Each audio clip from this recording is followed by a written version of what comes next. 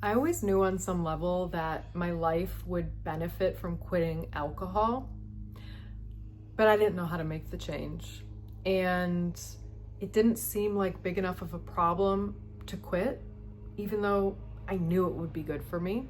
I didn't know how to change. I was scared. I wasn't ready. So I just kept going. I kept drinking. I kept partying. I kept ignoring my mind and body that was communicating with me to change, until one day I couldn't ignore it anymore because my body started to scream at me to change. My mind started to scream at me to change. The year was 2018. I had already been drinking for 15 years and I was only getting deeper into alcohol. I was drinking more and more. I worked at a wine shop. I worked at a bar. So much of my community was centered around alcohol and drinking and going to the bar. I was dating a bartender. I was drinking for free. I was surrounded by booze, okay? And I thought, this is great. And I drink for free. This is the life.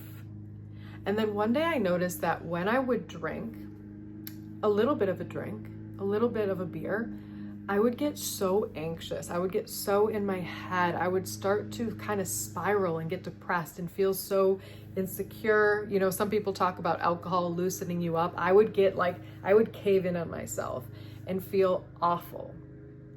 But I just kept drinking because I was like, maybe something's wrong with me. Maybe I can push through it, right? But it wasn't going away. I always felt awful when I drank around that time. So I figured I would ask some people if they could relate. It didn't appear that they could. Everyone else seemed to be having a great time.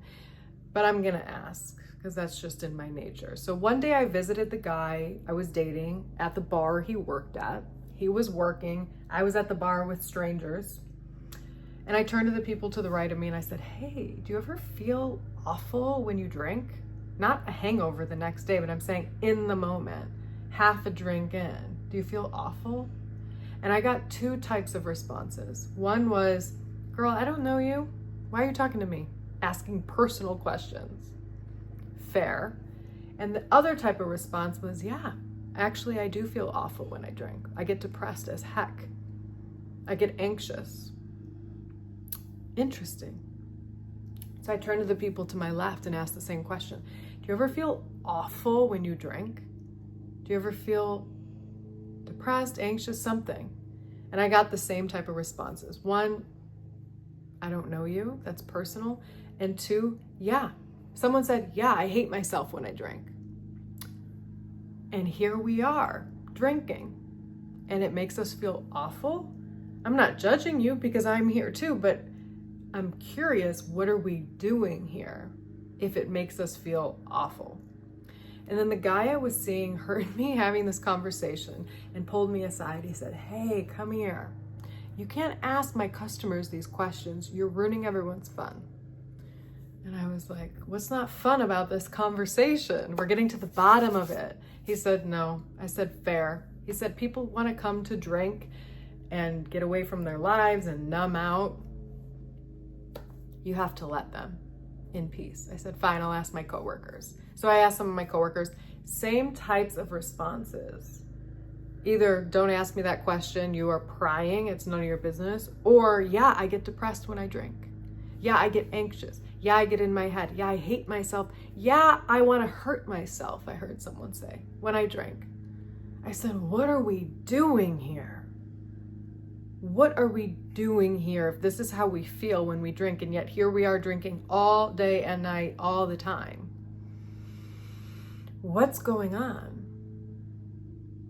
And full transparency, I didn't quit for 5 more years, but this chapter of my life began changes in my life in all directions, because I couldn't deny what I was learning, what I was feeling, what I was observing. You would look around a bar and think, people here are having fun. They look like they're having fun. They're singing, they're laughing, they're hugging, they're kissing. I don't know, probably some things shouldn't have been happening. Everyone seems to be having a ball.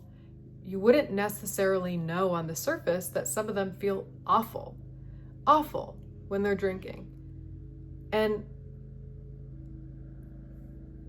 it goes to show that you can't look outward and compare yourself to people. You can't look outward and follow people's lead. You can't look outward and say, well, I want to do what they're doing. You have no clue how they even feel.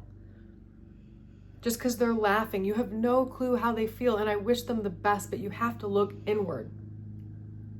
And I thought something's wrong with me because I can't drink anymore. But actually everything was right with me because my body was telling me something needs to change. My mind was telling me something needs to change. Instead, I just kept pushing through. Why? Why do we push through when it's clear that maybe we need to drop it, whatever it is? What are we doing? Why do we do things that make us feel awful? What kind of relationship do we have with ourselves when we do things that make us feel awful? To be fair, many of us are taught to ignore our bodies. We're taught that at a young age, that you can't trust your body, that your body doesn't know, it's not intellectual, so ignore it. So it takes practice to hear your body and listen to it and trust it and receive its guidance. And it can be hard to break habits, and it can be hard to break, release these coping mechanisms. I don't judge myself anymore, or that it took me, 5 more years to quit. Because while I knew on some level that I would benefit from quitting, it wasn't at the very forefront of my mind. It was kind of in the recesses of my brain, and it took time for the message to come forward. But the message never left, and eventually it was screaming at me saying, change. And I heard it. And it sounds like other people were receiving the same message. Maybe not everyone, but other people around me were receiving the same message. And I bet you could ask someone anywhere and they would say, yeah, I don't feel good when I drink. That's not everyone, but some people. And I feel for them, and I feel for all of us who thought that was the way for us to do things that don't feel right or good or nourishing or healthy. Because that's what we know, that's the life we had built for ourselves. But I'm so grateful to this chapter of my life because it opened me up to change. It opened me up to seeing what was really going on. That just because something appears one way on the surface does not mean that's what it is at a deeper level. It showed me that I have to look inward for guidance. I have to listen to my body, not other people's bodies. I can't follow people. I can't be a follower. I can't look out and compare myself and say, well, they're doing it, why can't I? It's none of your business. Maybe that guy I was dating was right. It's none of your business. All I can do is ask myself what I need and help people along the way. But I can't compare because they might need something different than me. So I'm so grateful I started asking questions, and that some people gave me what seemed to be an honest response, because it helped me to realize there's something deeper going on here, and maybe it's time I change and start to really listen to myself and maybe offer myself something that feels good. And think, what would the world be like if we all respected ourselves enough to offer ourselves nourishing actions rather than numbing or degrading actions, or doing something just because we've always done it or because that's what everyone else is doing. Change can be challenging, it can be uncomfortable, it can be scary, definitely. But it can also really be worth it. And maybe things just need to happen at the right time and we change when we're ready. But I do know that there's this wisdom that comes from within. The soul, the mind, the body telling us what the next best move might be or is. And the best thing we can do is listen to it instead of listening to the world around us and comparing ourselves to everyone else.